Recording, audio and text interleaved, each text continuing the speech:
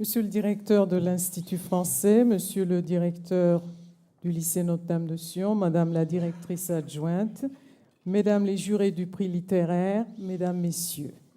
J'ai le grand privilège et l'immense plaisir d'introduire ce soir un très grand écrivain en l'honneur des 10 années du prix littéraire Notre-Dame de Sion, monsieur Éric Emmanuel Schmitt.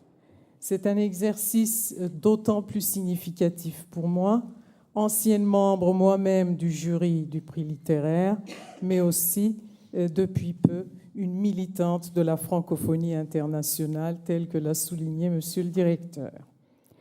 Il me paraît bien entendu superflu et inutile de présenter Éric Emmanuel Schmitt au public d'initiés que vous êtes, mais je me plierai quand même aux convenances cérémoniales qui, par ailleurs, nous permettront d'apprécier une fois de plus ce moment de faveur dont nous avons été gratifiés.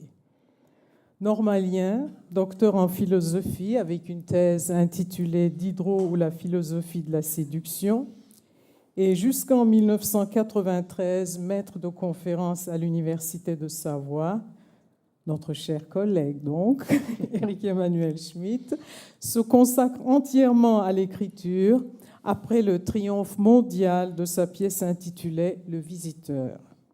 Suivront d'autres pièces au fil du temps, Golden Joe, Variations énigmatiques, Le Libertin, Frédéric ou le boulevard du crime, Hôtel des deux mondes, Petits crimes conjugaux, La nuit des oliviers, La tectonique des sentiments, qui non seulement l'impose comme dramaturge internationalement reconnu, traduit en quelques 40 langues, mais se joue à guichet fermé et lui valent plusieurs Molières et le Grand Prix du théâtre de l'Académie française.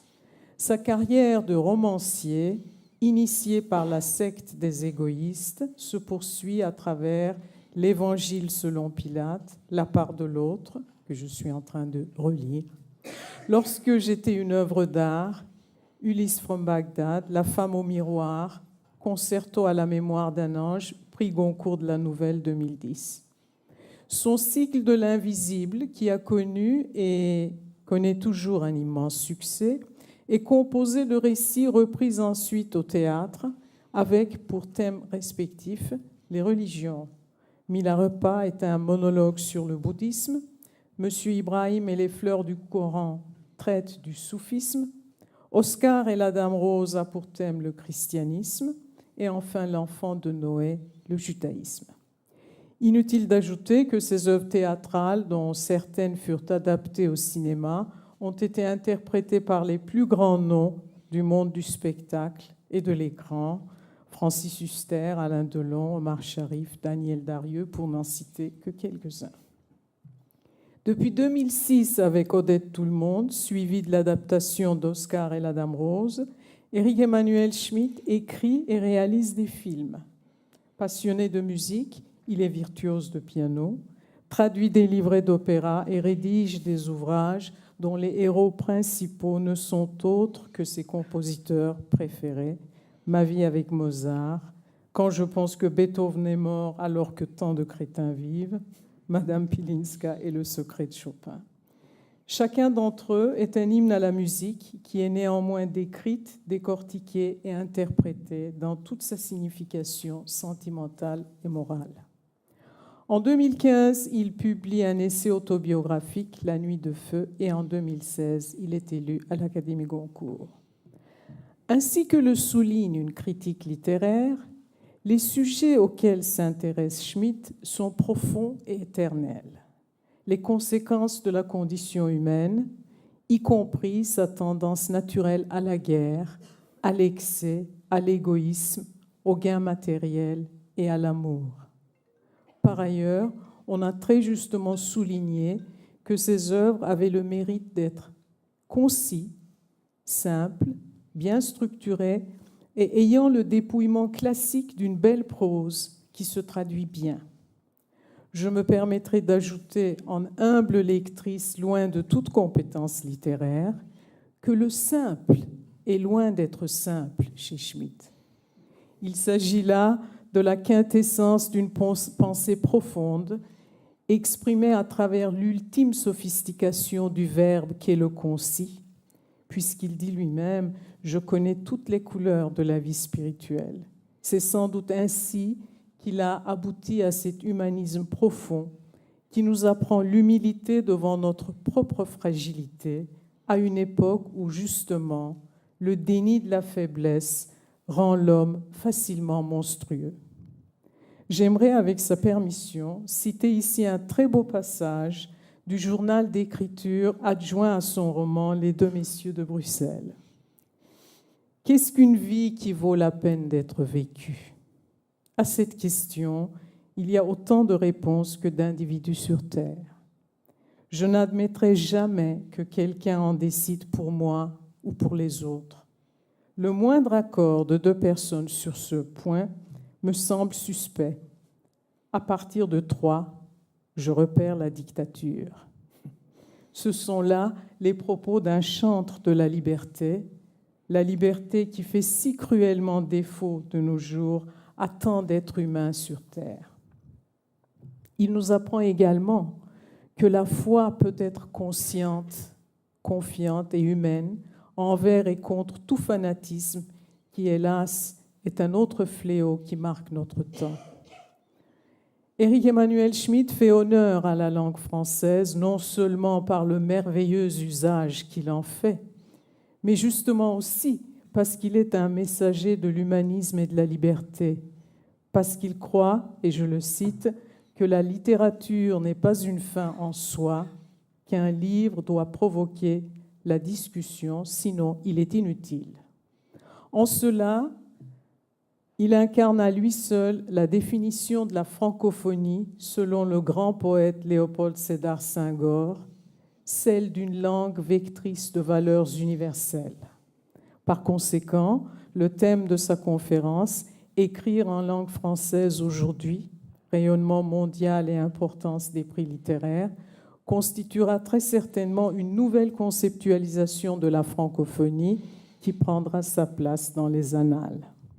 Ce sera aussi un moment particulier dans l'historique des prix littéraires francophones, puisque notre enfant de 10 ans, le prix littéraire Notre-Dame de Sion, va faire connaissance avec son illustre aîné, né en 1903, le prix Goncourt.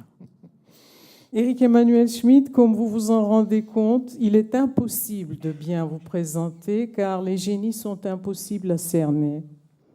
Ils font éclater les cadres, sont au-delà de l'espace et du temps. Je vous invite néanmoins à dominer notre espace et notre temps, ne serait-ce que pour un court moment, qui pour nous fera désormais partie de l'éternel.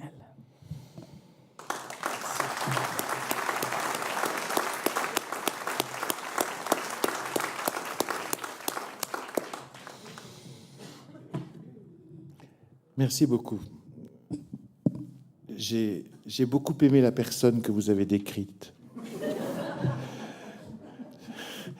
Et je vais essayer d'être à sa hauteur. Je veux juste rebondir par une anecdote. Vous avez parlé de Léopold Sédar Senghor. Je dois vous faire une petite confession. Je l'ai rencontré lorsque j'avais 17 ans. En France, il y a un concours qui s'appelle le concours général, auquel les lycées présentent leurs meilleurs élèves. Et moi, on m'avait présenté en français parce que déjà, je sévissais en langue française. Et j'avais réussi ce concours. J'avais été reçu par le président de la République à l'époque, qui était Giscard d'Estaing, Valéry Giscard d'Estaing. Et la Fondation de France avait décidé de faire un cadeau supplémentaire à quelques élèves et de leur demander qui ils voulaient rencontrer. Et on m'a demandé qui voulez-vous rencontrer. Et j'ai dit Léopold Sédar Senghor. Et on m'a emmené en avion au Sénégal. Il était président de la République du Sénégal. Et cet homme a reçu un petit étudiant français de 17 ans à la présidence de la République pendant 1h30, parce qu'on a parlé pendant 1h30. On a parlé de littérature. Enfin, j'étais tellement ému que je ne suis jamais arrivé à me souvenir de ce qu'on s'est dit. Parce que j'étais tellement impressionné. En même temps, je devais être très naturel parce qu'il s'est beaucoup amusé avec moi. Il paraît-il, il était ravi. Mais je crois qu'un jour, il faudrait que je me mette sous hypnose pour essayer de me souvenir de cet échange d'1 heure et demie que j'ai eu avec ce grand poète, parce que voilà, c'est un des poètes que j'admirais le plus, et j'ai eu le bonheur, étant jeune homme, de le rencontrer. Donc voilà mon premier acte pour la francophonie. Aimer profondément ce poète et d'autres, et avoir le bonheur de le rencontrer. Alors comment procédons-nous, en discutant ou... Si vous voulez, vous faites d'abord, puis après on peut peut-être oui. Intégrer aussi. D'accord. J'ai été ravi cet après-midi de recevoir un prix de la part de Notre-Dame de Sion, parce que, comme je le disais cet après-midi, en France, des prix, je ne peux plus en recevoir, puisque j'en donne. Je fais partie de l'Académie Goncourt, qui est donc une compagnie composée de 10 personnes, 10 écrivains, qui passent une grande partie de l'année à lire les autres écrivains pour essayer de repérer les talents.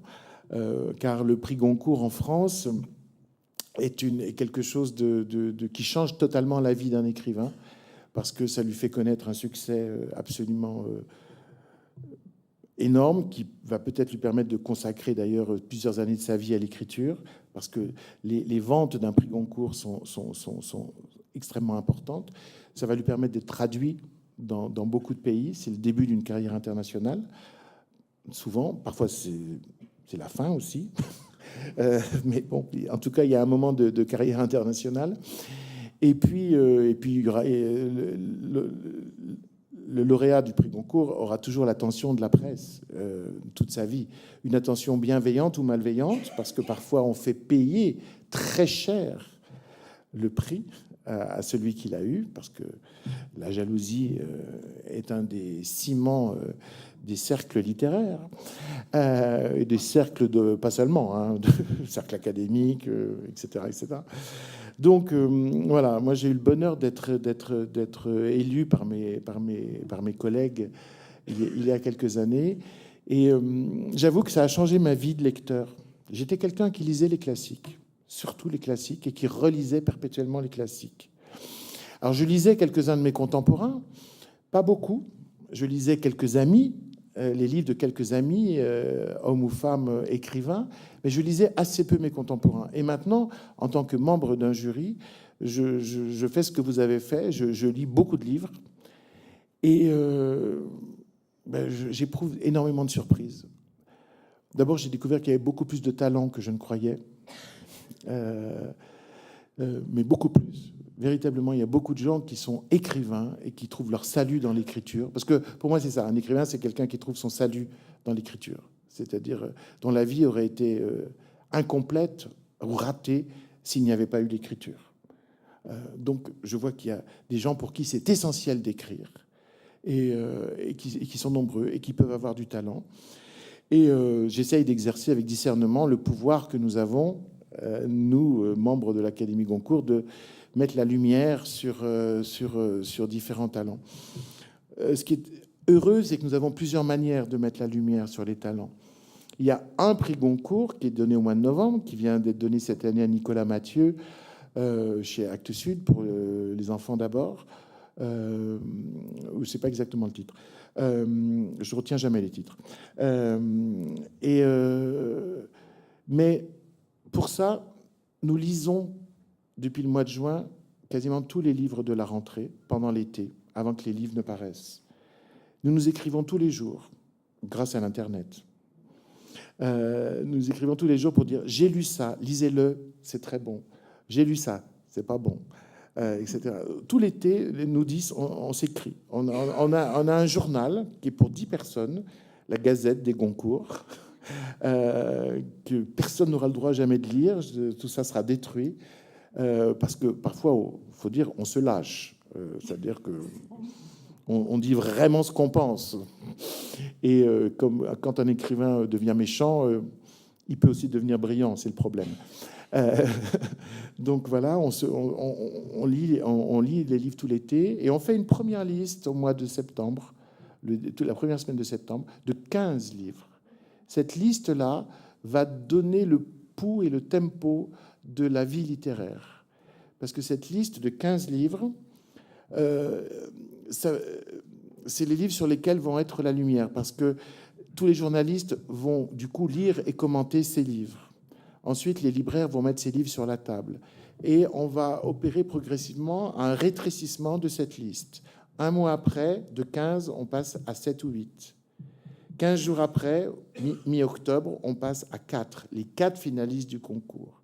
Et déjà, les 4 finalistes du concours, les gens vont lire leurs livres parce qu'ils sont mis en avant, et puis parce qu'il y a cet aspect suspense. Qui va avoir le Goncourt?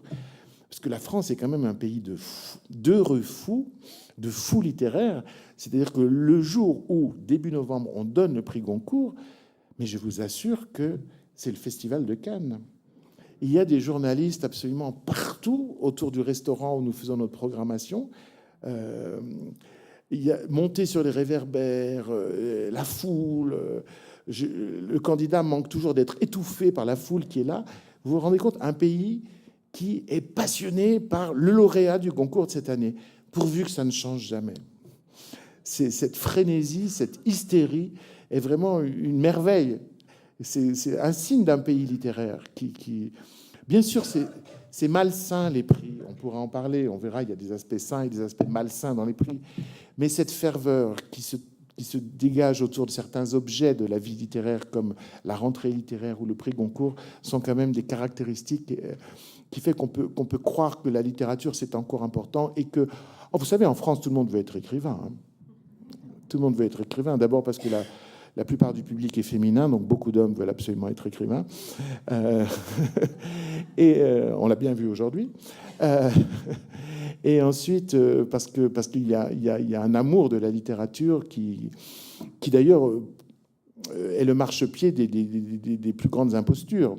Parce qu'il y a des gens qui signent des livres qu'ils n'ont pas écrits. On ne peut pas s'imaginer à quel point c'est courant dans le monde de l'édition et même dans le monde littéraire. Mais sous la torture, je ne dirais rien. Mais je le sais, parce que nous avons à notre table au Goncourt le plus grand nègre de Paris. Alors vous savez ce qu'on appelle en français un nègre, c'est un ghostwriter, un valet d'écriture, comme on disait au XVIIIe siècle. Patrick Rambaud, qui est à notre table, a longtemps gagné sa vie en écrivant les livres des autres. Donc, quand on lit les livres d'un écrivain, on se tourne toujours vers lui. C'est toi qui l'as écrit. Alors, s'il nous dit oui, j'ai écrit le précédent, on se dit bon, problème. Voilà. Et en même temps, même cette imposture, je la trouve jolie. Elle m'émeut parce que c'est aussi une forme d'amour de la littérature. Tout le monde veut écrire un livre, avoir signé un livre, faire paraître un livre. Ça m'enchante, en fait. Et pourvu qu'il y ait longtemps beaucoup d'imposteurs. Voilà. Et donc, le prix Goncourt change la vie d'un écrivain. Mais le prix Goncourt, ce n'est pas que cela. Cette liste des 15 livres que nous faisons au mois de septembre, elle donne lieu au prix Goncourt des lycéens. Et les lycéens, en France, vont lire les 15 livres que nous avons sélectionnés. Et nous faisons très attention, parce que nous savons qu'ils feront sans doute un choix qui ne sera pas le nôtre. Et nous, on sait que certains livres n'arriveront pas jusqu'au bout de la sélection, mais on sait que certains pourront passionner les lycéens. Et donc, on pense vraiment à ça. Et donc, cette liste-là va donner lieu au deuxième prix Goncourt, le prix Goncourt des lycéens, qui est décerné 10 jours après, et qui maintenant a une valeur publicitaire et commerciale quasiment aussi importante que le prix Goncourt officiel. Donc, en fait, nous donnons 2 prix Goncourt extrêmement importants. Les deux bandeaux rouges qui font le plus vendre en France, c'est Goncourt et Goncourt des lycéens, qui sont faits d'après notre travail de tout l'été. Mais on ne s'arrête pas là. À partir de la semaine prochaine, puisqu'on se voit mardi, on va commencer à essayer de donner le Goncourt du premier roman. Et on va prendre tous les premiers romans, on reprend les premiers romans qu'on a eus à la rentrée, on va en recevoir de nouveaux, Et on va de nouveau faire une liste de 4 qui sera réduite à 1 au printemps pour donner le prix Goncourt du premier roman, le prix Goncourt de la nouvelle, du livre de nouvelles, le prix Goncourt de la biographie et le prix Goncourt de la poésie. Alors là, je vous avoue la vérité sur la poésie. C'est l'un de nous qui s'en occupe, Tahar Benjeloun, et qui nous fait des choix à l'avance et puis qui après nous propose plusieurs poètes. Parce que le prix Goncourt de la poésie est un prix de récompense d'une vie entière d'écriture. Donc c'est un achievement. C'est vraiment, c'est pas un prix qui vise à découvrir ou à mettre le projecteur. Donc voilà, nous travaillons beaucoup, bénévolement, je précise, pour découvrir les talents. Et c'est merveilleux, une compagnie de 10 écrivains qui se passionnent pour la littérature des autres. Des autres. On ne parle jamais de nos livres. Tous, on écrit. On ne parle jamais de nos livres à table. On en parle à côté, à 2, à 3, parce qu'on se lit tous, mais on ne parle que des livres des autres. On ne cherche que les livres des autres. Personnellement, c'est une fonction que je fais avec un grand bonheur, car ça m'est arrivé à l'âge où je pouvais le faire. Quand j'avais 30 ans, quand j'avais 40 ans, j'en ai 58 aujourd'hui, 57. Quand j'avais 30 ans, quand j'avais 40 ans, j'étais trop préoccupé par moi-même. J'étais en train de faire mon chemin. C'était une bataille contre moi-même, mais parfois aussi contre d'autres modèles qui pouvaient m'arriver de l'extérieur. Je n'avais pas cette tranquillité qui vient du fait d'être sur mon chemin. Moi, je dois le continuer, mais quand je vois les chemins des autres, je n'ai pas forcément envie de l'emprunter. Je suis sur mon propre chemin. Donc, ce sont des choses qu'à mon avis, on ne peut pas exercer forcément jeune quand on est dans un moment de recherche de soi et de recherche de son art. Je crois que, voilà... c'est assez bien que ça arrive après 50 ans parce qu'on est beaucoup plus ouvert aux autres. Je crois que la seule chose que la vie, que la maturité apporte, c'est la bienveillance et l'intérêt aux autres. Il y a des choses extrêmement différentes que ce qu'on croit être soi-même le bon chemin ou ce qu'on veut construire soi-même. Donc voilà, cette activité d'académicien Goncourt, de juré Goncourt, c'est une activité extrêmement prenante, mais pour moi extrêmement enrichissante, car elle a réveillé le lecteur ankylosé que j'étais. Je ne lisais que des classiques, et je relisais les classiques, et tout d'un coup, je lis mes contemporains. Et par derrière eux, je lis parfois leurs modèles, parce que certains écrivains qui écrivent en français ont des modèles qui sont pas du tout les miens, qui ne sont pas pris dans mes modèles, moi, d'une certaine culture européenne, qui est franco-allemande, surtout, italienne un peu, et russe à minima. Voilà. Il y en a dont les influences sont en Amérique du Sud, en Amérique du Nord. Et donc, c'est une confrontation extrêmement intéressante. Et ce qui fait pour moi, alors, la richesse de la littérature française d'aujourd'hui, eh bien, c'est qu'elle n'est pas faite que d'écrivains français. Voilà. Et je vais développer les 2 points, et qu'elle n'est pas faite que d'hommes aussi. Alors, premier point, notre littérature en français d'aujourd'hui n'est pas faite que d'écrivains français.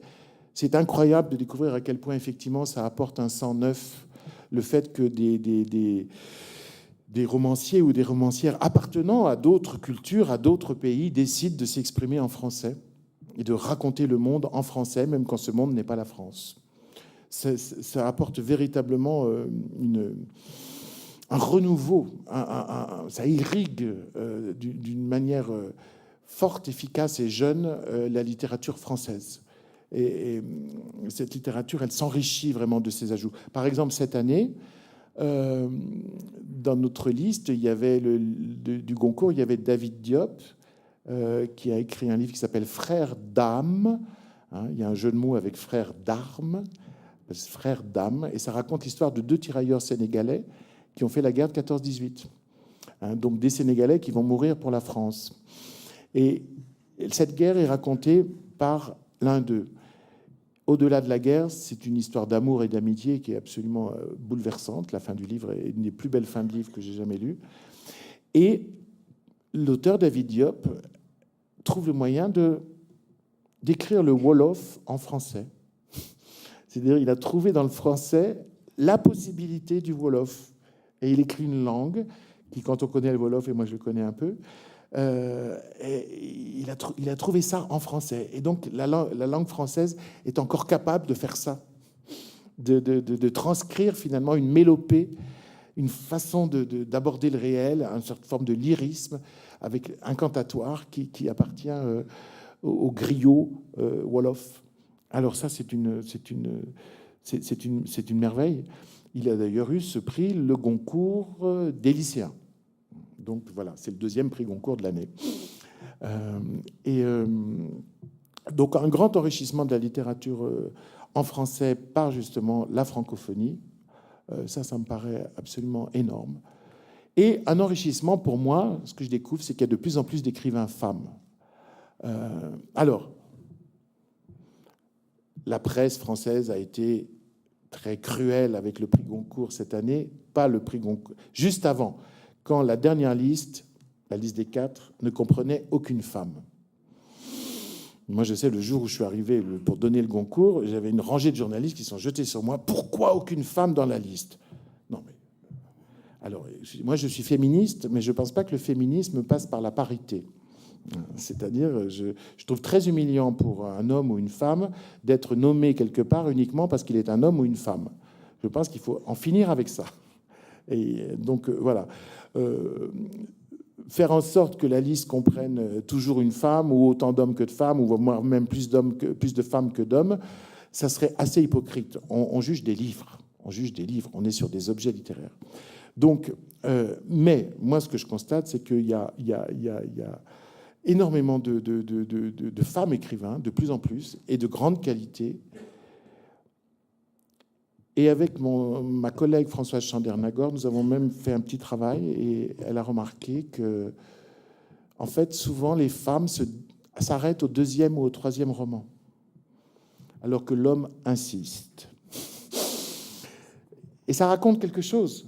Ça raconte quelque chose, c'est-à-dire que les femmes, souvent, passent à autre chose, alors que l'homme s'obstine. Parce que peut-être qu'elles estiment qu'il y a aussi d'autres choses très importantes dans leur vie. Je ne sais pas. Parce que je ne pense pas que les femmes se découragent plus facilement, mais je pense qu'elles sont peut-être requises par différentes tâches plus facilement que les hommes. Donc ça veut dire qu'on n'est pas encore dans la répartition des tâches entre hommes et femmes. Et voilà, souvent on voit une forme de découragement des écrivains femmes vers le 3e ou le 4e livre. C'est ce qu'on a pu noter sur les statistiques. Mais quand, il y a en gros 30% de la production romanesque qui est une production de femmes. Donc, et une production de grande qualité. Parce qu'il y a comme une raison, c'est comme pour certaines littératures francophones, il y a comme une raison essentielle d'aller vers le livre. Il y a quelque chose à dire. Alors que parfois, on trouve du côté des hommes des gens qui font une carrière littéraire, c'est-à-dire qui refont 6 fois, 8 fois, 15 fois le même livre, chaque année moins bon, parce qu'ils font une carrière littéraire. On trouve assez peu ça chez les femmes. Justement, elles passent à autre chose. Bon, je donne ces chiffres à votre appréciation et à vos commentaires. Hein. C'est un objet de réflexion. Voilà ce que vous dit non pas l'écrivain, mais le jury Goncourt.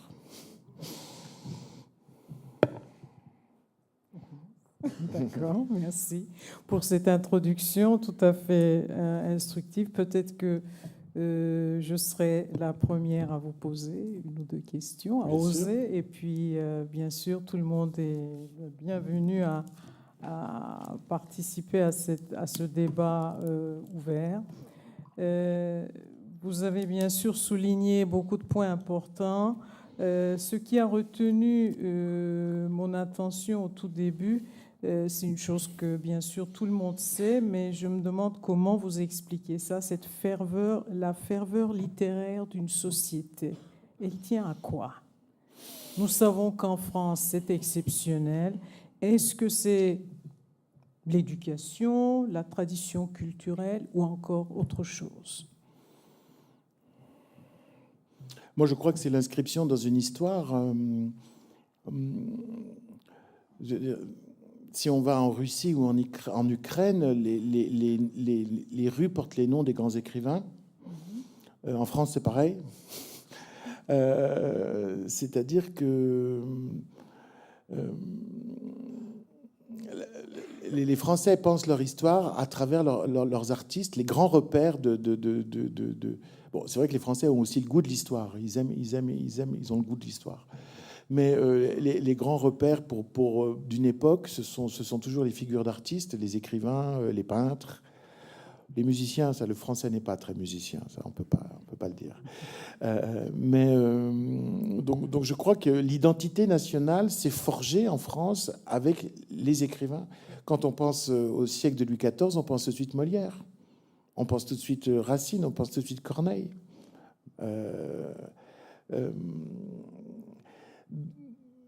Voilà, c'est d'ailleurs très intéressant de voir d'ailleurs comment... je peux vous donner un exemple précis. Comment Molière est devenu l'écrivain phare pour désigner la littérature française, puisqu'on dit la langue de Molière. C'est pas le plus grand écrivain français, du tout. Mais on dit la langue de Molière.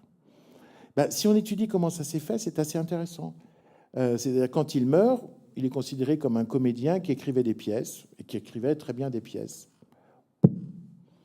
Et puis, au début du XVIIIe siècle, les auteurs de comédie commencent par le prendre comme une référence parce que son théâtre a été publié. Et donc, on le donne comme un exemple de la façon dont il faut écrire des comédies. Et puis, on arrive au moment de la Révolution. Et alors, comment cet auteur qui était subventionné par le roi, qui était au fond un laquais, un valet des princes et des puissants, comment cet auteur va passer la Révolution? Eh bien, dans son œuvre, il y a les Toinettes, les Servantes, les Dorines, il y a tous ces personnages qui sont populaires, qui sont installés à l'intérieur de la maison et qui ont plus de bon sens que les maîtres. Et puis, il y a des bourgeois, il n'y a pas seulement des nobles. Et puis, il y a une critique de la noblesse à l'intérieur de l'œuvre de Molière. Et donc, tout d'un coup, son œuvre est suffisamment riche pour pouvoir être récupérée aussi par la Révolution. Et puis après, qu'est-ce qui se passe? Le 19e siècle découvre Shakespeare. Parce que franchement, on l'avait ignoré jusqu'au 19e siècle. Le siècle romantique français découvre Shakespeare, ça inspire Victor Hugo, ça inspire tous les dramaturges, etc. Le fils de Victor Hugo fait la première grande traduction de toutes les œuvres de Shakespeare, etc.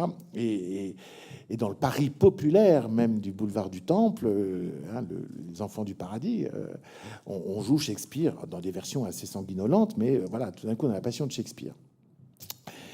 Et donc, ça grandit. Et puis après, dans ce 19e siècle, il y a la rivalité qui se fait entre l'Angleterre et la France.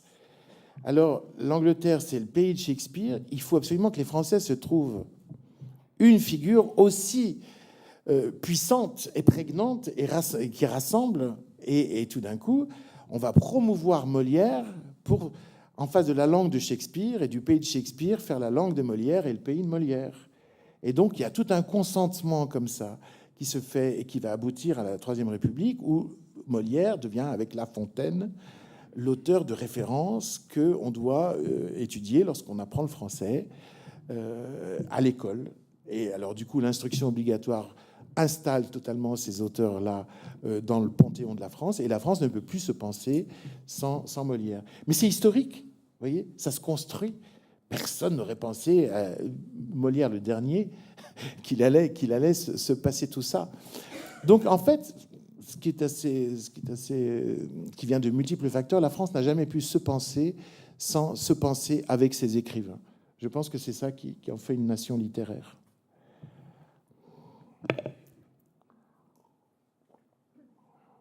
On continue un peu ou bien y a-t-il des questions qui vous travaillent et que vous aimeriez poser à M. Schmitt? Sinon, moi, j'en ai. Le lien entre la liberté et la littérature. Parce que nous avons d'une part, oui, France, pays de la liberté, où la littérature s'est épanouie d'une façon tout à fait sans égale, mais d'autre part, de grandes littératures qui justement découlent de la non-liberté. Vous avez parlé de la Russie, de l'Ukraine. Donc, est-ce que la liberté et l'oppression sont également productives de créativité littéraire? Est-ce qu'il n'y a pas des nuances entre ces deux types de création littéraire? Ah, la dictature, c'est très bon pour les arts, toujours. C'est épouvantable pour la vie de l'artiste, mais c'est bon pour l'art. Parce que une dictature, il y a généralement d'abord un enseignement extrêmement autoritaire. Et l'enseignement des arts, c'est bien que parfois il s'exerce avec une grande sévérité. Enfin, par exemple, en Russie, l'enseignement de la musique, l'enseignement de la danse, l'enseignement du théâtre est exceptionnellement bon et depuis longtemps. Et ça a toujours été un pays qui a été soumis à diverses tyrannies. Et alors déjà, ça donne une qualité d'enseignement, les régimes autoritaires, mais en plus, enfin, quand ils gardent l'art dans leurs préoccupations, parce qu'il y a des régimes autoritaires qui font disparaître les arts. Hein. Et puis surtout, ça fait de l'art l'espace où la personne peut, le seul espace où la personne peut s'exprimer. Cet espace imaginaire où enfin tout est possible, tout est pensable et tout peut être vécu, alors que peu de choses peuvent être vécues, pensées et dites dans la vie réelle. Donc ça renforce la position de la nécessité de l'art des régimes extrêmement autoritaires et dictatoriaux. Et puis ça aussi, ça donne de l'ingéniosité artistique. Parce que parfois il y a une censure, et donc il faut aussi jouer avec la censure. Et vous savez, c'est comme quand pour faire une pièce de théâtre, on n'a pas beaucoup d'argent, il faut être astucieux, et finalement on trouve parfois des choses absolument formidables pour remplacer l'objet ou le décor que l'argent aurait simplement permis d'acheter. Donc voilà. Alors c'est un discours qu'il ne faudrait pas trop tenir quand même et donner comme modèle ou comme parangon de ce que doit faire un État pour sa culture, parce qu'il y a parfois des tyrannies qui carrément font disparaître les arts et les artistes. Donc là, je parle de régime autoritaire. Mais bien sûr que la littérature et de manière générale l'imaginaire, c'est le lieu de la liberté, c'est l'espace de la liberté. Moi, je peux vous dire, quand je vais, par exemple, j'ai la chance d'être beaucoup joué et lu en Ukraine. Eh bien, pour vous dire comment c'est l'Ukraine, la première fois où j'y suis allé, par exemple, je déjeune avec plusieurs journalistes le premier soir. Et puis, en face de moi, le journaliste buvait un drôle de liquide. Je lui dis, qu'est-ce que vous buvez? Et il me dit, je bois de la bière sans alcool. Alors là, je trouve ça particulièrement pervers. Et je lui ai dit, mais pourquoi vous buvez de la bière sans alcool? Il m'a dit, parce que je suis un journaliste d'opposition. Alors, je dis, expliquez-moi. Il me dit, si j'ai de l'alcool dans le sang et qu'on m'arrête, je suis tranquille pour des semaines de prison sous prétexte d'alcoolisme, alors qu'en fait, c'est parce qu'il est d'opposition. Donc cet homme, voilà, c'est ça le quotidien d'un journaliste d'opposition dans certains pays. Et donc moi je sais, voilà, par exemple, lors de ce voyage, moi j'allais dans je suis beaucoup joué au théâtre, mais mes livres aussi paraissent tous là-bas. Et j'avais droit à des espaces médiatiques, des espaces avec les journalistes ou à la télévision ou à la radio. Et je me rendais compte que se déployait dans mes livres justement une vraie liberté. Une liberté de vivre, une liberté de désirer, une liberté de penser par soi-même, une liberté de croire à ce à quoi on a envie de croire. Et que cet espace de liberté, il n'existait plus réellement dans le pays. Et que c'était l'imaginaire qui en avait pris la charge. Je me suis pas du tout senti héroïque parce que moi, alors j'ai pu dire des choses même dans les interviews à la radio, à la télévision, des choses que aucun Ukrainien peut dire. Mais j'ai pas de courage. Moi, de toute façon, je reprenais mon avion après. Alors, je suis pas un journaliste d'opposition du pays. Mais voilà, je crois que véritablement la littérature est un espace où s'invente et où s'exprime la liberté individuelle. D'ailleurs, le livre que vous avez la fable que vous avez récompensée, Madame les 10 enfants que Madame Ming n'a jamais eus, ça raconte ça. Dans un pays totalement totalitaire, la Chine, qui impose aux couples de n'avoir qu'un enfant, dans un pays qui oblige des femmes à avorter contre leur gré, Que l'avortement, ça doit être... Même choisi, l'avortement, c'est un drame pour une femme. Mais alors, obligé. Voilà, dans un pays comme ça, dans un pays totalitaire,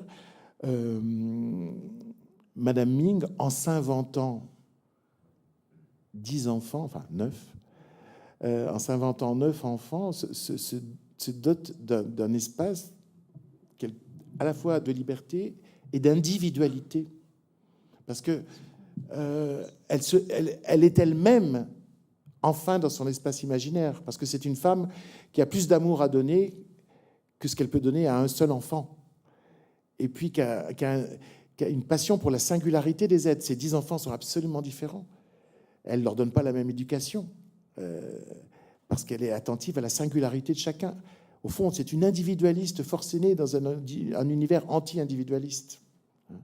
Et donc, c'est par la fiction qu'elle arrive à être elle-même. C'est par la fiction qu'elle arrive à vivre complètement. Et vous savez, moi, je rapproche ça aux études qu'on a fait ces dernières années sur le rêve. Alors, on connaît les grandes théories sur le rêve qu'il y a chez Freud ou chez d'autres, mais il y a un chercheur à Lyon qui s'appelle Jouvet, Michel Jouvet, qui a fait des grandes études sur le rêve. Et lui a une théorie très intéressante sur le rêve. Il dit que nous rêvons pour nous réindividualiser chaque nuit. Parce qu'au fond, dans la journée, la société nous broie, nous atomise, nous pulvérise, nous met sous le règne du général, sous le règne de la règle, de la loi, de la convention. Donc, elle nous empêche d'être exactement nous-mêmes. Et c'est nécessaire. Autrement, il n'y a pas de société. Et le rêve, chaque nuit, est là pour nous reconstituer, nous réindividualiser, nous mettre en rapport avec nos vrais désirs, avec nos vraies valeurs, nos vraies obsessions. Donc, le rêve comme une réindividualisation de l'individu, pas seulement un espace de liberté. Mais je crois que la littérature a la même fonction. C'est un espace de réindividuation et de liberté. Bon, je me permets encore une dernière question et je vous laisse parce que ça m'a beaucoup étonné que les écrivains femmes arrêtent après 2 ou 3 C'est romans. statistique. Et d'après vous, qu'est-ce qui peut expliquer ça? Est-ce que elles écrivent parce que c'est un moyen d'exorciser leurs démons? Serait-ce une approche plutôt utilitariste dans le subconscient? Non, moi je crois que les femmes écrivent pour les mêmes raisons que les hommes. Non. Mais les hommes sont plus têtus. Non,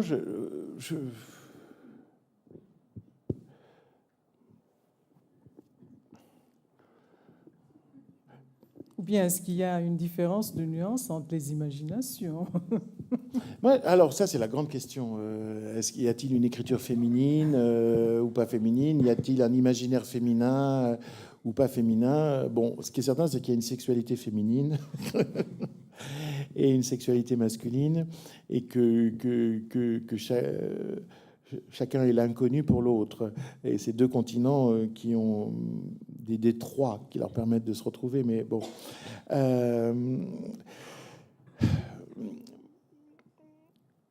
Moi j'ai l'impression que la société permet à l'homme de se prendre au sérieux et permet moins à la femme de se prendre au sérieux dans une activité qui est autre que celle d'une femme classique. Je crois qu'on malheureusement on en est encore là. C'est comme ça que je l'interprète, moi. Je crois que même en France, je veux dire, la façon dont sont élevés les garçons fait qu'ils peuvent se prendre longtemps au sérieux comme écrivains, même si ils ne rencontrent pas forcément la reconnaissance ou le succès. Et l'éducation des filles fait que on lui dit qu'elle a autre chose à prendre au sérieux. C'est ça, c'est son travail de mère, son travail de femme, d'épouse. Je crois malheureusement que c'est ça, et que certaines femmes même ont intériorisé ça. Elles l'ont intériorisé et se disent au bout de 3 livres, bon, bah, ça ne fonctionne pas, j'arrête. Donc pour moi, c'est du machisme et une intériorisation du machisme. Mais bon, c'est mon interprétation. Quelle est la vôtre ? Je suis tout à fait perplexe. Je ne sais, Oui, ne sais c'est que ça. dire. Parce que c'est une révélation. Oui, Moi, ce que vous venez c'est de une dire. statistique vraiment troublante. Peut-être que nous avons dans la salle des Bonsoir, personnes qui... merci d'être avec nous ce soir. Oui. Euh, Attendez, vous êtes deux là. Je ne sais pas, vous... vous nous avez dit un peu plus tôt ce soir que des écrivains faisaient le choix de s'exprimer en français, des écrivains Oui. étrangers. Oui. En cette ère numérique, de mondialisation, de commercialisation, où le français ne semble pas être le choix numéro un, pourquoi choisir de s'exprimer en français? Je reconnais un petit accent québécois.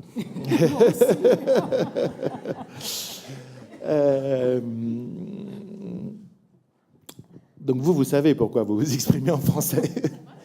À la différence d'un français natif qui ne sait pas pourquoi il s'exprime en français, il n'a pas le choix.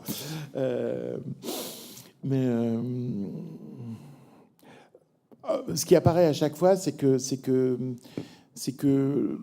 moi, ce qui m'apparaît à chaque fois, c'est que la langue française est quand même le véhicule d'un certain humanisme, et que adoptant la langue française, il y a aussi tout ce substrat, je dirais, philosophique et humaniste qui est emprunté. Et en plus, c'est un humanisme qui accepte de se remettre en question et qui pratique le doute. Donc, en fait, en français, vous pouvez tout dire, y compris remettre en question les fondamentaux.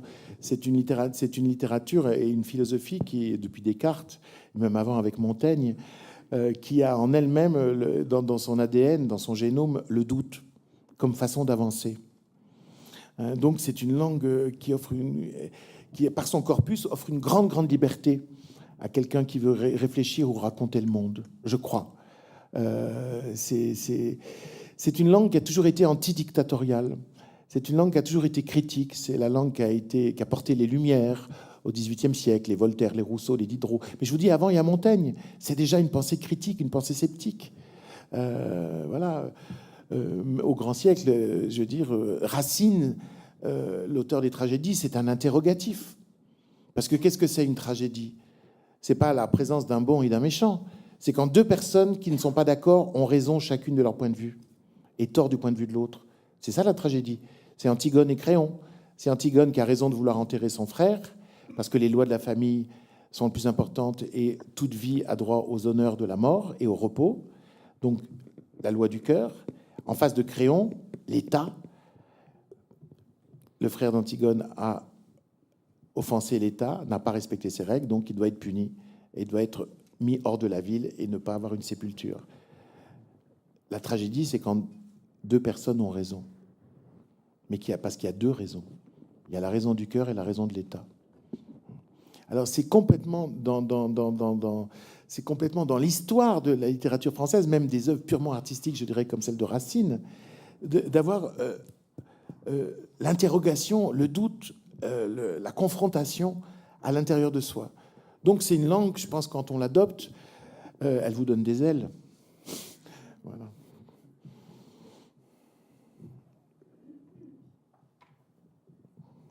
Merci d'abord pour ce bel exposé, vraiment passionnant. Je voulais vous demander comment définissez-vous le succès en général pour un écrivain et pour vous-même, puisque vous êtes d'emblée un écrivain à succès. Merci. Alors, moi, je dirais il y a la première et la plus essentielle définition du succès pour un écrivain et pour un artiste de manière générale, c'est d'avoir accouché de l'œuvre qu'on portait en soi et pas d'une autre. C'est-à-dire d'avoir accouché de sa singularité, de ce qu'on a d'unique et ce qu'on porte en soi et que porte pas un autre. J'ai écrit récemment un texte sur Georges Bizet, vous savez, l'auteur de Carmen. Et Carmen et Bizet, c'est l'exemple d'un homme qui était un génie à 17 ans, comme Rimbaud, comme Arthur Rimbaud. C'est un génie à 17 ans, il écrit sa symphonie en ut. Et puis après, mais il ne la fait même pas jouer, il l'enterre, parce que quand on est français à son époque, on ne réussit pas Avec la symphonie, on réussit au théâtre, avec l'opéra, l'opérette, l'opéra comique. Il l'enterre, sa symphonie. Elle dormira 70 ans comme la Belle au bois dormant dans un tiroir. C'est un Anglais qui va le redécouvrir. Merci les Anglais. Mais à 17 ans, c'est un génie. À 18 ans, c'est un opportuniste. Il veut réussir. Et c'est ce qui va l'empêcher de réussir. Et donc, il va essayer de réussir comme les autres, au lieu d'essayer de réussir comme lui-même. Et le rendez-vous qu'il a avec lui-même, c'est au moment de Carmen qu'il le trouve. Et tout d'un coup, il écrit cette œuvre absolument géniale. Cette musique qui est sauvage, qui est forte, qui est dansante, qui est déhanchée, qui est canaille, qui pue le sexe, mais enfin qui sent bon le sexe, pardon. Et il en meurt. Il a 37 ans, c'est un échec, il en meurt. Il avait rendez-vous avec lui-même. Il a réussi. Il a réussi parce qu'il a accouché de ce qu'il avait d'unique. Avant, il a voulu faire comme les autres. Et donc, il s'est égaré dans des œuvres où il y avait toujours des pépites, bien sûr, mais l'œuvre n'était pas à la hauteur. Donc voilà, je crois que pour un artiste, c'est écrire l'œuvre qu'on porte en soi, que on est le seul à pouvoir écrire. Et après, être à la hauteur du projet qu'on portait en soi. Ça, et franchement, je pense que tout artiste se demande toujours est-ce qu'il y est arrivé. Moi, en face de chaque livre, je me dis est-ce que je suis vraiment arrivé à amener l'œuvre rêvée sur le papier? Est-ce que c'est bien cette œuvre rêvée que j'ai réalisée et que j'offre aux autres? J'ai toujours des doutes là-dessus. Je mets toutes mes forces à chaque fois à le réussir, mais j'ai toujours des doutes. Donc pour moi, c'est ça la réussite. Moi, je vais vous donner, je vais dire, par exemple, moi, je suis quelqu'un qui ne le prenez pas mal. Je suis quelqu'un de doué. Vous voyez ce que je veux dire? C'est-à-dire, moi, je fais très facilement. Quand j'étais jeune, j'imitais, enfin toujours d'ailleurs, je peux imiter tous les styles. Je peux vous faire du faux Chateaubriand, du faux Racine, du faux Victor Hugo, du faux Duras, du faux Beckett, du faux Proust, Anvers, tout ce que vous voulez. Je sais parfaitement, j'ai ce don qu'ont parfois les musiciens de pouvoir imiter absolument, de saisir le lexique, la syntaxe et la pensée d'un auteur et de l'imiter. Ça m'a longtemps effrayé. On en parlait cet après-midi. Longtemps, je me suis dit, mais je peux imiter toutes les voix. Est-ce que moi, j'ai une voix propre, une voix singulière? Et j'avais toujours en tête la phrase de Jean Cocteau qui disait, à force de faire le caméléon, on finit par mourir d'étouffement sur une couverture écossaise. Ben oui, quand on n'est pas soi-même, quand on est les autres, quand on veut faire comme les autres, quand on veut réussir comme les autres, quand on veut avoir du succès comme les autres, on peut se perdre, on peut rater l'essentiel. Donc voilà, moi, à un moment, je suis parti à la recherche de moi-même en disant, bon, je sais imiter tous les écrivains, mais quel écrivain suis-je? Et je suis parti à la découverte de l'écrivain que j'étais en écrivant. Et c'était pas forcément l'écrivain que je voulais être, c'était l'écrivain que je suis. Voilà. Et moi, je pensais que je serais un grand lyrique, genre Paul Claudel, vous voyez. Je suis pas du tout un grand lyrique. Mon écriture est au contraire nette, claire, et elle peut à la limite gagner de la poésie que par son extrême simplicité et son extrême précision. Moi, je suis comme un peu, c'est Diderot qui, quand il parlait de Marivaux, disait que Marivaux était poète par dizaines de mots, parce qu'il employait très peu de mots. Moi, j'essaye de trouver... Bon, j'ai un vocabulaire précis, mais en même temps, c'est dans l'économie que j'arrive au poétique. C'est pas dans la surcharge, parce que c'est pas ma nature, tout simplement. Donc voilà, je suis parti à la découverte de ce que j'étais, mais ça, je crois que tout homme doit le faire. C'est la fameuse phrase de Pindare, le poète grec, qui disait « Deviens ce que tu es, deviens ce que tu es lorsque tu en auras pris conscience. » La deuxième partie est terrible. Deviens ce que tu es lorsque tu en auras pris conscience. Donc voilà, ça c'est le travail de l'écrivain. Donc pour moi, réussir pour un artiste, c'est ça. Devenir ce que l'on est une fois qu'on en a pris conscience. Après, il y a la réussite au sens la reconnaissance. Voilà. Alors la reconnaissance, c'est précieux.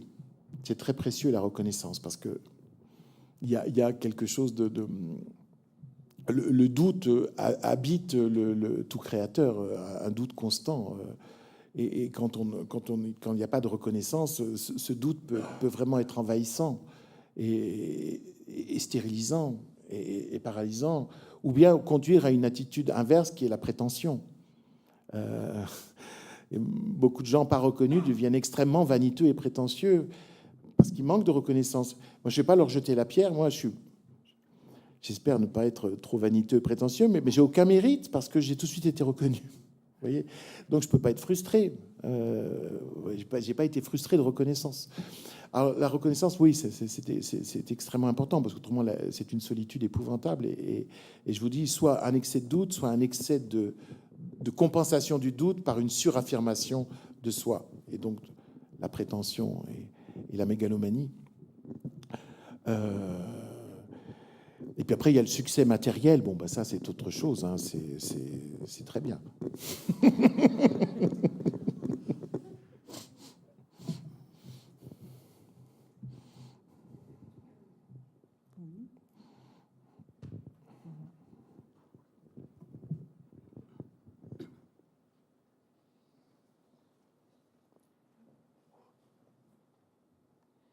Ah bah oui.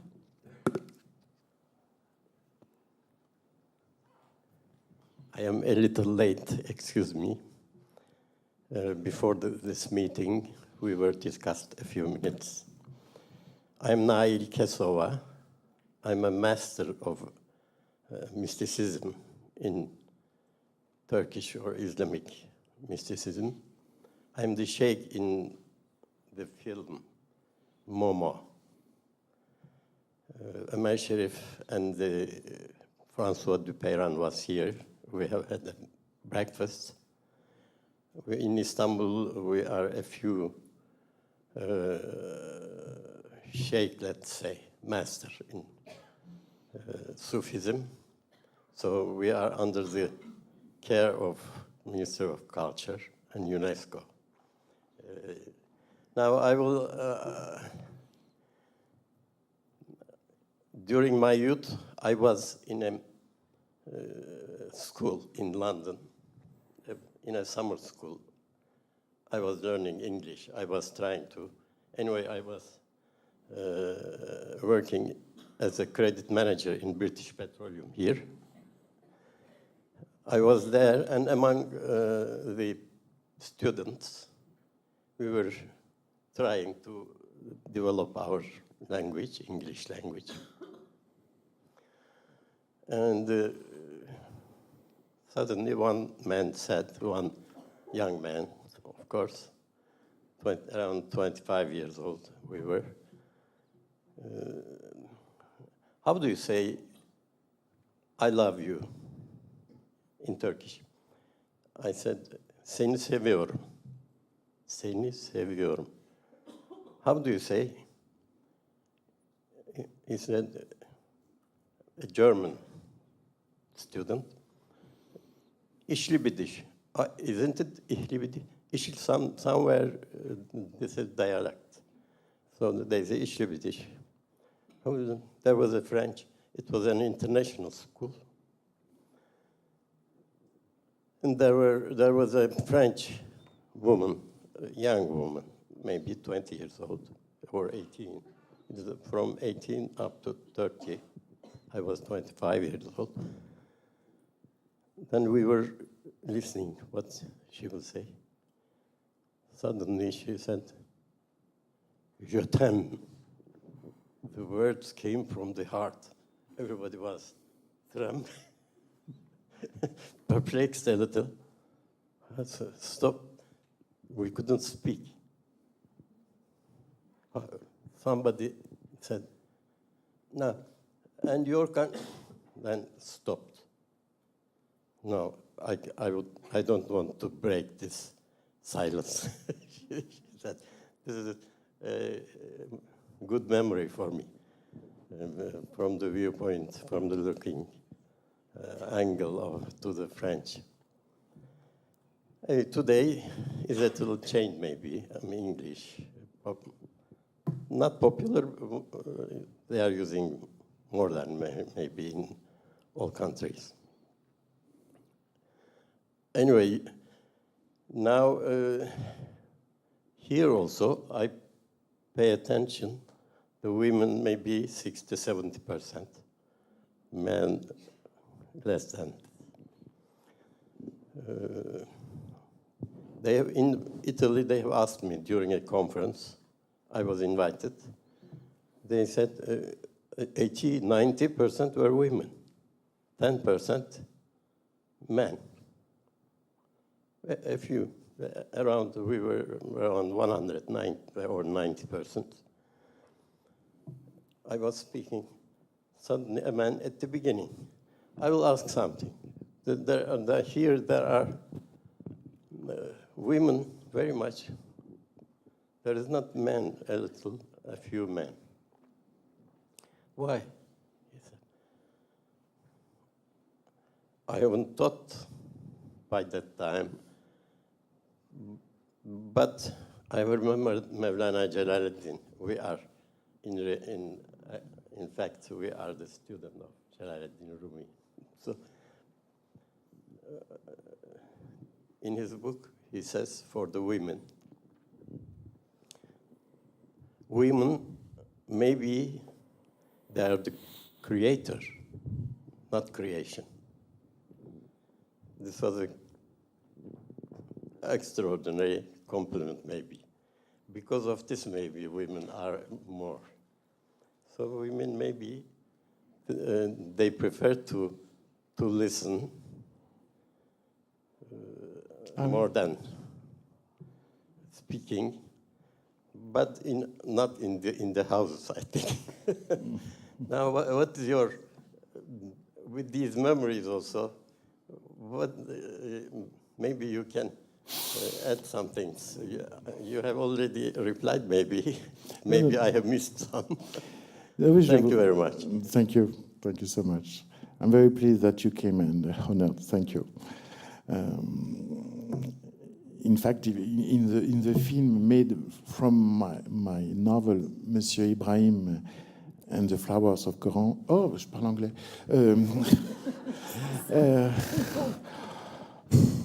Effectivement, dans le film Monsieur Ibrahim et les Fleurs du Coran, vous apparaissez ici à Istanbul quand Omar Sharif, qui joue Monsieur Ibrahim, apprend à Momo à tourner et à pratiquer la mystique soufie. Et c'est un grand moment du film. Et merci pour ça. Vous vous interrogiez à votre tour, vous essayez de répondre à la question les femmes. Pourquoi le découragement créatif des femmes au bout de 3 romans, qui devient le sujet de la soirée. En tout cas, moi, je peux vous dire que je pense l'exact inverse de ce que pense Sigmund Freud. Sigmund Freud définit la femme par l'absence de pénis. Eh bien, moi, je me définis comme homme par l'absence de ventre qui permet d'enfanter. Moi, je me suis toujours senti, en tant qu'homme, comment dirais-je, inférieur à la femme. Et je pense qu'une partie de mon énergie créatrice vient de cela. Je ne sais pas si j'avais la possibilité de porter la vie en moi, de porter un enfant en moi et de faire des enfants, je ne sais pas si je serais autant obsédé par la création. Car je crois véritablement que mes livres sont aussi mes enfants. Et que je me demande si dans l'énergie des hommes pour être créateurs, parce qu'il y a quand même plus d'hommes créateurs que de femmes créatrices. Alors, il y a toujours des raisons sociologiques, des raisons culturelles qui font que c'est les hommes qui ont accès à certains enseignements et pas les femmes, mais pas toujours. Et il y a visiblement une ambition créatrice chez l'homme. Eh bien, moi, je l'explique par justement le fait que les hommes ne sont pas porteurs de vie. Et moi, si j'étais porteur de vie dans mon corps, je ne sais pas si je serais autant porteur de vie dans mes livres. Voilà, c'est juste une réponse personnelle, juste personnelle.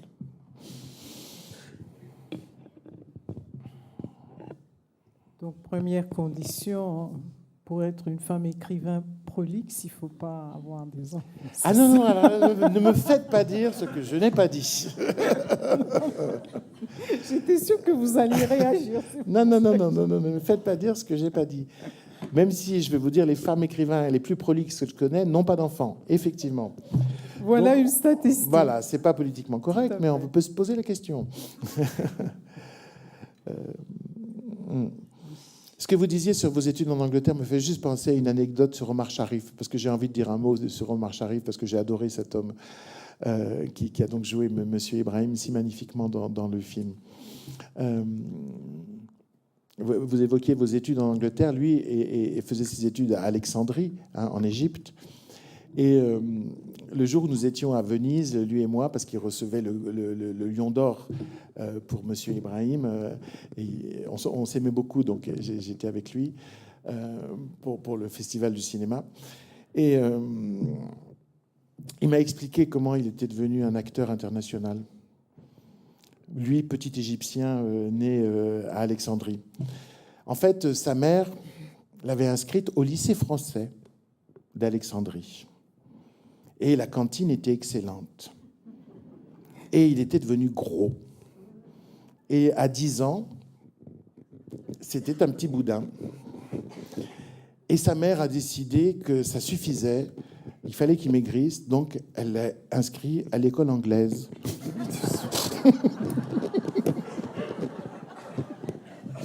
Et grâce à cela, quand David Lean est venu faire un casting pour trouver un jeune acteur qui pouvait jouer dans Laurence d'Arabie, un bel arabe, il est tombé sur un bel arabe, Omar Sharif, qui parlait parfaitement anglais et qui était mince.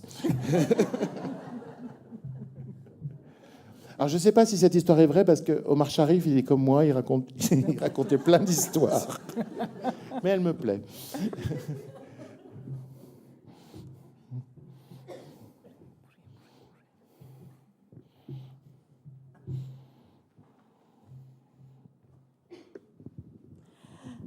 C'était un plaisir de vous lire, mais ce soir, on a constaté que c'est un plus grand plaisir de vous écouter.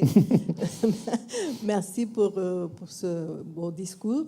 Et juste pour un peu allonger la soirée, je vais vous poser une question. Comment vous choisissez vos thèmes? Moi, j'ai pas l'impression de choisir mes thèmes. J'ai l'impression que... Oui, ils me choisissent. Je ne choisis pas mes histoires, les histoires me choisissent. Moi, dans la vie, je suis pas très observateur, mais je suis très empathique. Je me mets très facilement à la place des gens.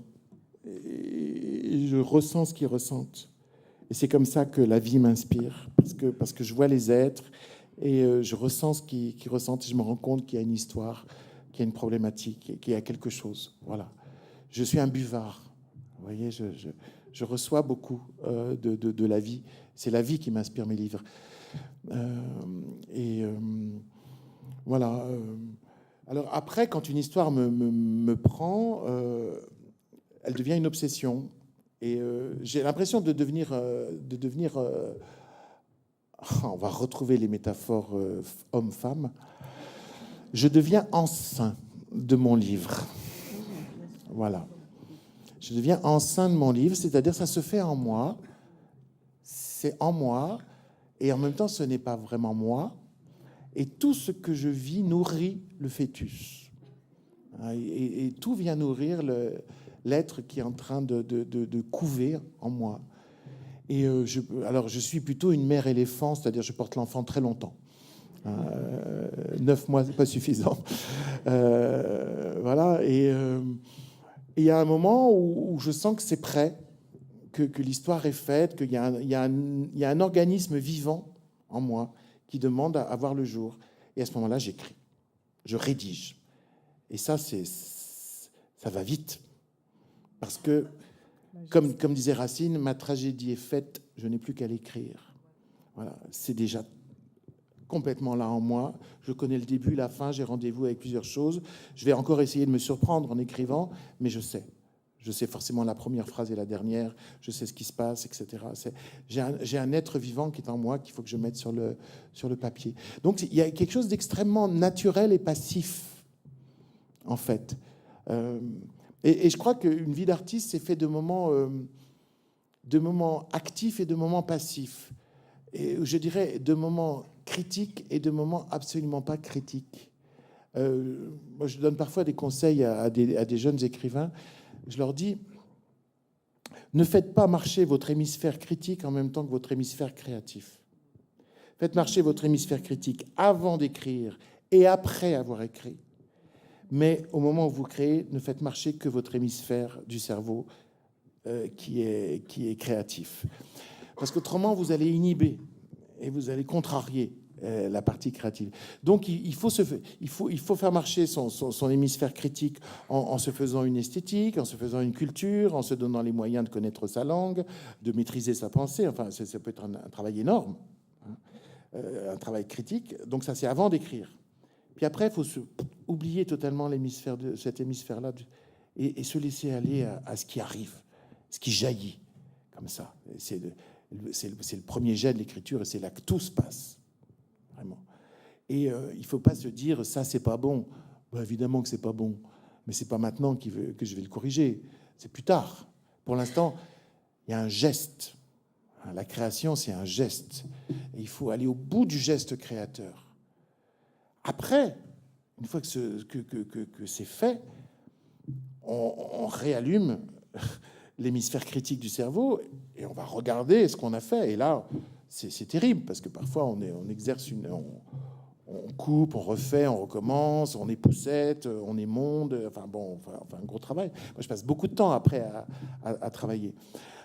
Mais le 80% du livre a été fait dans 20% du temps qui lui a été consacré. Ça sort comme ça. Et pour moi, vraiment, le conseil, c'est de dissocier l'hémisphère critique et l'hémisphère créatif. Pas en même temps. Pas en même temps. Autrement, on peut développer des impuissances où on peut remettre toujours. Parce que si on écrit un livre en se disant que dès qu'on va écrire la première page du roman, ça doit être bon, ben on l'écrira jamais. C'est un autre processus. Donc ça me paraît très important. Et après, moi une fois que le geste est fait, que j'ai accouché de mon livre, je prends soin du bébé. Alors ça, je fais beaucoup sa toilette, je la range, je passe des heures et des heures et des heures à peaufiner, polir un texte, le lisser, voilà. Comme un peintre d'ailleurs qui recule par rapport à son tableau pour voir ce que le tableau lui ordonne. Vous reculez le tableau et le tableau vous dit il faut une diagonale qui aille de là à là. Et le peintre obéit. Un écrivain, c'est pareil. Et ça dure longtemps, ce processus? Oui, je corrige beaucoup. Et comme vous le disiez élégamment au départ, la simplicité à laquelle j'arrive, c'est le fruit d'un gros travail. Et je pense que c'est vraiment important de distinguer la simplicité et le simplisme. Hein. Le simplisme, c'est l'ignorance des difficultés. La simplicité, c'est la résolution des difficultés. Donc, ça ne prend pas de temps d'être simpliste. C'est facile. Ça vient vite. C'est très difficile d'être simple parce que ça suppose qu'on a résolu toutes les difficultés. Donc, moi, je sais que je travaille beaucoup pour qu'à l'arrivée, ça ait l'air extrêmement naturel et évident et qu'on se dise, finalement, c'est facile d'écrire. Voilà. En fait, je travaille jusqu'au moment où mon travail a disparu. Je veux que le travail dissimule le travail. Je veux que l'art cache l'art. Et que ça ait l'air d'être sorti comme ça. Et vraiment, c'est pas compliqué d'écrire les livres, surtout les livres de Schmitt. Et quand parfois certaines personnes pensent dire du mal de moi en disant ça, oh, c'est facile, je suis heureux. C'est bien, ils n'ont pas vu mon travail, c'est que j'ai réussi mon travail. Voilà. Comment écrivez-vous, plume ou clavier? Ah, eh bien, les deux, docteur. En fait, quand j'écris une pièce, je l'écris plus facilement sur le clavier de l'ordinateur parce que parfois, la scène 1 appelle la scène 6. Alors, je vais écrire en même temps la scène 1 et la scène 6, parce qu'il y a quelque chose d'organique, vous voyez. Tandis qu'un roman, souvent, je l'écris à la main, parce que la première phrase, c'est comme un fil d'une pelote, et je tire. Par exemple, Monsieur Ibrahim, à 13 ans, j'ai cassé mon cochon et je suis allé voir les putes. Tout de suite, il y a un univers, il y a un garçon qui a de l'énergie, qui va casser sa tirelire pour aller voir des femmes. Ça veut dire qu'il n'y a pas de femme dans sa vie. On va découvrir qu'effectivement, il n'y a pas de mère, etc., etc. Et en même temps, il y a chez lui une espèce de force incontrôlée. Avec une phrase pareille, c'est simple, moi je tire et je vais jusqu'à la dernière ligne. Alors ça, je le fais souvent sur le papier. Voilà, c'est plus aisé. Mais maintenant, j'avoue que souvent... c'est vrai que j'ai la Bibliothèque nationale de France qui me court après depuis des années, puisque je suis un des rares écrivains à avoir encore des manuscrits. Et un jour, je leur ai dit, oui, je vais vous donner mes manuscrits. Et là, ma famille m'a dit, ah, ben non, on va les garder, on les vendra après ta mort. Et j'ai découvert que pour ma famille, j'avais un avenir.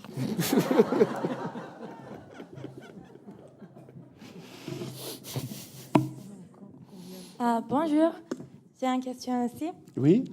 Certains pensent qu'il y a les œuvres sont les projections de l'inconscience de l'auteur. Donc, est-ce que vous pensez qu'il y a un dénominateur commun avec vous et le personnage que vous avez créé?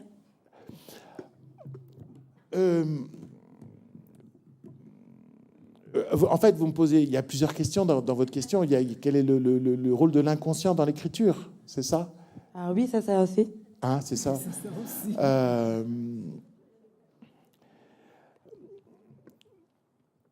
Et c'est une question qu'on se pose souvent dans les cours de littérature, puisque quand on analyse un texte, on se dit, qu'on trouve des subtilités, on se dit, il y a toujours un élève qui dit, mais est-ce que l'auteur a voulu ça? Alors moi, je vais vous répondre, non, il ne l'a pas voulu, mais il l'a fait.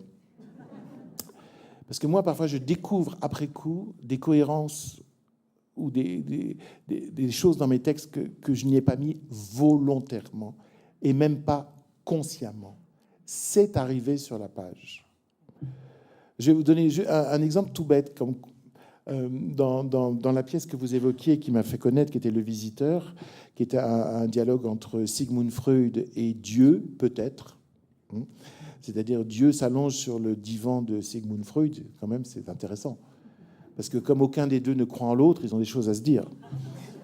Freud ne croit pas en Dieu et Dieu ne croit pas en Freud, donc autant vous dire que la conversation est piquante. Et donc j'écrivais cette pièce, et donc dans la pièce, si vous voulez, évidemment, on ne sait jamais si c'est Dieu. Et donc quand Freud... Et donc j'ai imaginé qu'on cherchait dans l'immeuble de Freud, le 18 Bergasse à Vienne, qu'on cherchait un fou qui s'est échappé de l'asile. Et à un moment, en écrivant, il a fallu que je nomme ce fou que la police recherche. Et je l'ai appelé Walter Oberzeit. Comme ça. Je me suis dit, ah ouais, c'est bien, c'est bien. Et puis, quelques mois après, la pièce se joue avec un énorme succès, et une de mes amies d'enfance, Sylvie Oberzeiter, vient voir la pièce, et à la fin, elle me dit, oh là là, c'est formidable que tu aies appelé le personnage Oberzeit.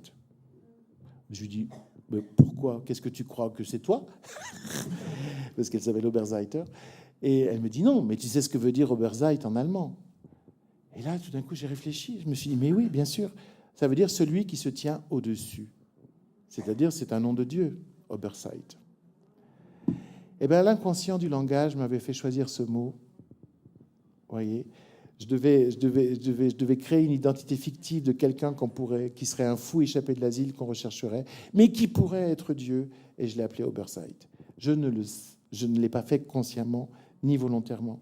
Donc, l'inconscient du langage écrit quand on écrit. L'inconscient de l'imaginaire écrit quand on écrit. Il faut pas, c'est pour ça qu'il faut pas rouler des mécaniques et être prétentieux. On est le vecteur de quelque chose. Ça passe à travers nous. Ça passe.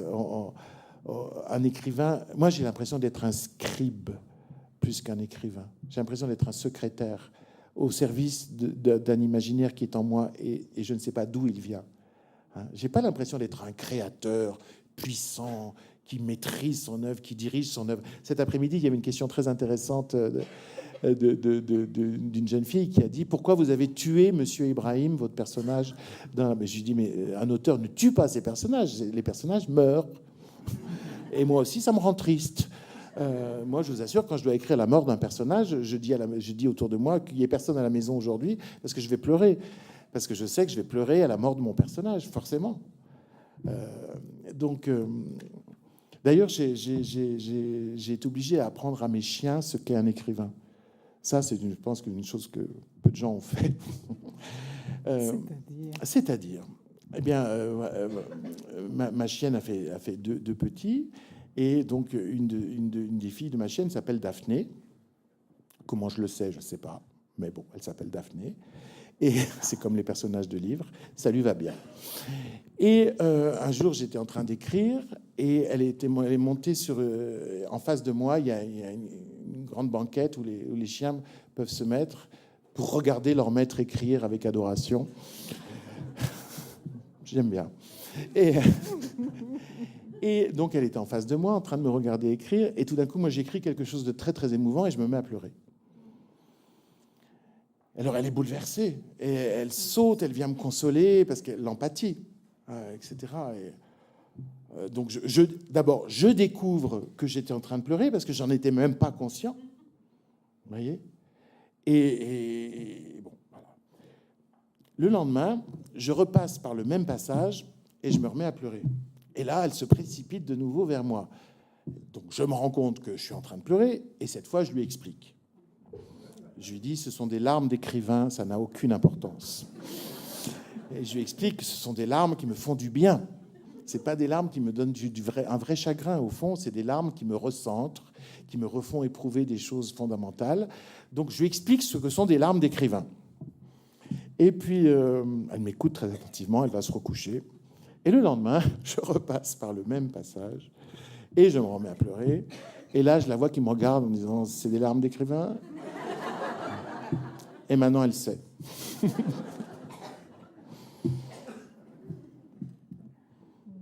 Ça y est, ou bien on a encore un peu de temps?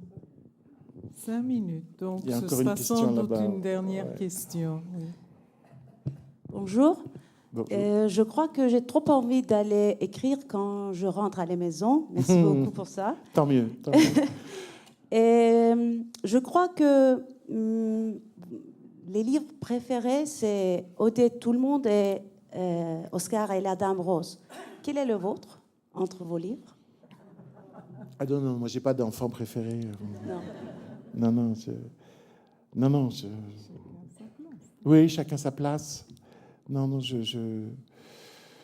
en tout cas, ce que je pense, c'est que les deux versants, entre guillemets, de mon œuvre, le terme est pompeux, mais c'est Oscar, je pense, et La part de l'autre, mon livre sur Hitler.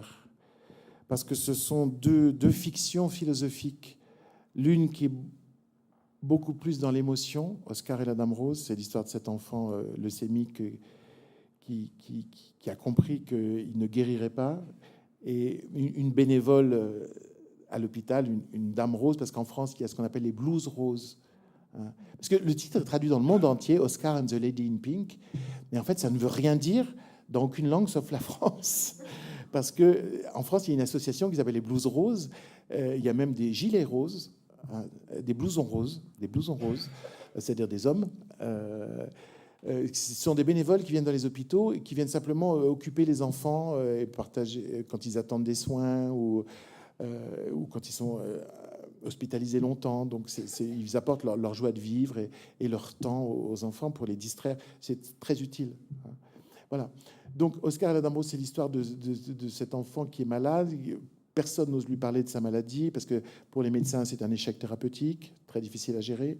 Et pour les parents, c'est évidemment une catastrophe. Et au lieu de voir dans leur enfant malade un enfant, ils ne voient plus que la maladie.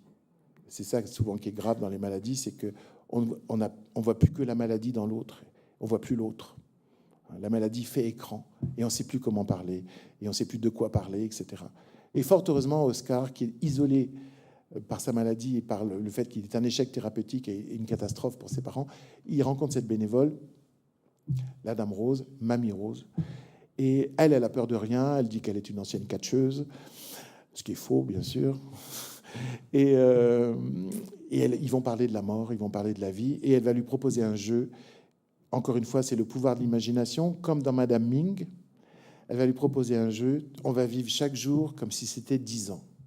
Donc aujourd'hui, tu as 10 ans, mais demain, tu passeras de 10 à 20 ans, puis le jour d'après, de 20 à 30 ans. Et donc, pour les 12 jours qui lui restent à vivre, elle lui offre une vie complète. Et donc, il va remplir sa petite vie assez misérable, parce qu'au bout d'un temps, il ne va même plus bouger. Mais c'est normal, il aura 90 ans passés quand il ne bouge plus. Et elle va remplir sa vie par l'imagination et par une autre vie qu'ils vont jouer ensemble dans ces jours-là. Donc voilà, ça, c'est sans doute mon texte le plus lu. Mon texte le plus lu dans le monde, le plus constamment repris, joué, etc. etc. Moi, je l'ai écrit parce que quand j'étais enfant, j'ai passé beaucoup de temps dans les hôpitaux. Pas parce que j'étais malade, mais parce que mon père soignait les enfants. Et il m'emmenait avec lui. Et j'ai reçu une étrange éducation. Et je remercie vraiment mon père, qui n'est plus là, bien sûr. Mais je remercie vraiment mon père de m'avoir donné cette étrange éducation. Il m'emmenait avec lui le jeudi après-midi et le samedi après-midi à l'hôpital. Et donc, j'ai eu des camarades qui étaient des enfants malades, que je voyais régulièrement, des enfants sourds, parce qu'ils s'occupaient des enfants sourds, des infirmateurs cérébraux, etc. Et donc, il m'a donné une éducation dans laquelle ce qui était normal, c'était d'être malade. Ce qui était anormal, c'était d'être en bonne santé. Eh bien, ce n'était pas une mauvaise idée. Parce que ça m'a rendu moins bête. Ça m'a rendu beaucoup plus sensible. Ça m'a fait comprendre la vulnérabilité de la vie. Je crois que ça m'a purgé de toute violence. Parce que quand vous êtes en face de l'autre et vous savez qu'il est fragile, et qu'au fond, vous aussi, vous êtes fragile, vous ne frappez pas. Vous voyez, la conscience de la vulnérabilité de soi et des autres est véritablement un moteur de l'entente et du rapport à l'autre. Donc voilà, tout ça, moi, je le dois à mon père et je l'ai mis dans ce livre, Oscar et la Dame Rose, donc qui est lisible par tout le monde. Des enfants de 10 ans le lisent. C'est très impressionnant, d'ailleurs, d'être lu par un enfant de 10 ans. Moi, ça me donne le trac. Beaucoup plus que... je vous assure, c'est très impressionnant parce que... Voilà, c'est un livre qui est lisible par tout le monde. Et puis de l'autre côté, un autre livre qui est aussi un roman philosophique, qui est La part de l'autre, qui est mon livre sur Hitler, où je raconte les deux vies d'Hitler. La vie du vrai, qui rate l'Académie des Beaux-Arts et qui ne devient pas un peintre, mais un clochard, puis un soldat, puis un homme politique, puis le dictateur que l'on sait, le barbare que l'on sait. Et en même temps, je raconte dans le livre l'autre qu'il aurait pu être s'il avait réussi l'Académie des Beaux-Arts. Et donc le livre raconte Adolphe H., le même, mais qui devient peintre, et qui va vivre dans un XXe siècle qui ne connaîtra pas Adolf Hitler dictateur, mais Adolf Hitler peintre moyen, adoré par la bourgeoisie juive de son époque. Et donc c'est aussi un livre de géopolitique fiction, puisque j'imagine ce que serait l'Europe, le monde, sans la composante Hitler. Donc c'est assez amusant intellectuellement. Donc voilà, ça c'est mes deux pôles, si vous voulez, l'espèce de jubilation intellectuelle que je peux avoir dans un roman comme dans La part de l'autre ou l'Évangile selon Pilate, et puis une écriture qui puisse toucher directement chacun. Mais c'est le même auteur, hein. Mais c'est mes deux pôles. Je crois d'ailleurs j'ai écrit ces deux livres la même année, c'était une bonne année. Il y a des bons crus. Le cru est si bon que nous en sommes enivrés. Et nous vous remercions pour cet acte de générosité, parce que ce soir, vous avez été très généreux avec nous. Vous avez partagé les sentiments de votre imagination, mais aussi votre aventure littéraire, mais aussi vos sentiments, vos souvenirs et vos pensées. Comme je le prévoyais, le moment pour nous, ce moment est inscrit dans l'éternel désormais. Merci. Merci à vous.